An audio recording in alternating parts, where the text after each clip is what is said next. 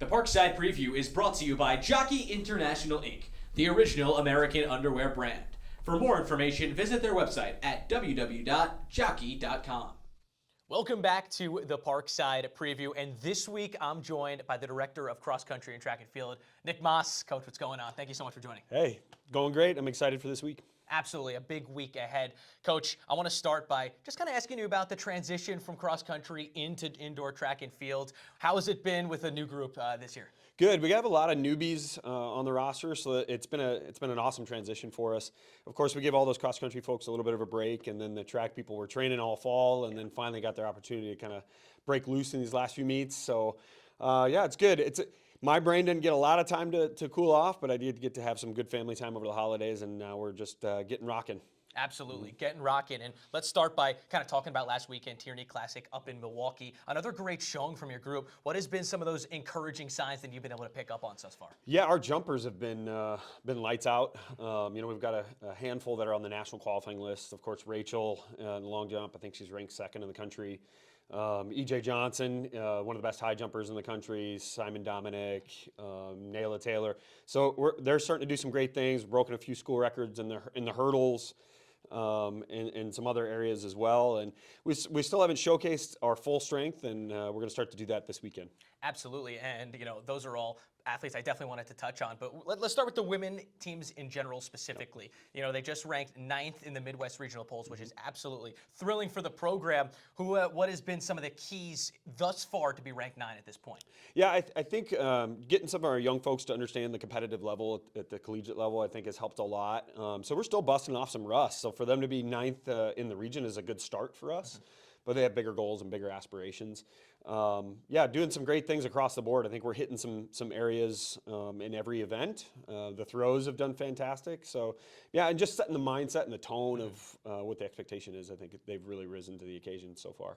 Absolutely, and then let's talk about the men's team and what have they done so far to impress you, and what's to look forward to? Yeah. So we still rested a good number of our top level folks. Some of the cross country guys and things are still working themselves into it, but they're still rising up and doing some great things. Again, like I kind of mentioned in the jumps, some of the throwers are starting to kind of build their way up, and sprinters were a little bit behind on the sprint side, but they tend to show up when it really, really counts. Sprinters love that, love big time environments, and so we're excited to get them really rocking here in the next few weeks too. But the mindset is there. I think that's the biggest thing this year, is believing that we can be a competitor at a high level. Absolutely, and you talked about a big environment. Well, you'll definitely have one this weekend. Yep. Saturday, you'll compete at home and at the Frank Petretti Fieldhouse, which is really exciting to just be at home. You get the opportunity to compete in front of your families, in front of your friends, and just the school in general. So it's also Alumni Day. I'll just give you the platform. One, what can the Parkside faithful expect? And then what is it like to compete at home rather than on the road? Yeah, so first of all, it's great competing at home. I mean, like we can sleep in our own beds, eat all the foods that we like, all that kind of stuff, and we have all our buddies and friends around and family around. And this is especially special with the alumni coming back, and we have a nice crew that have already RSVP'd, so it should be a lot of fun. But lots of really great performances. We're going to go after some big things this weekend. Those high jumpers trying to continue to cement themselves on a national stage. We could see a 7-foot high jump plus from EJ and possibly Simon in there too. So some good stuff on that front. We're showcasing some folks like Austin DePoit, Sean Waldvogel, and John Nowacki are getting after it in their premier events. The mile races on both sides, men's and women, should be pretty special. Abby Steiner is going to try to knock out another national qualifying mark, along with a couple of her buddies on the team, with Johanna Ebert and Audrey Amaya. And then our throwers, I mean, we've got a few school records already out of our weight throwers, and we're kind of looking for that again too.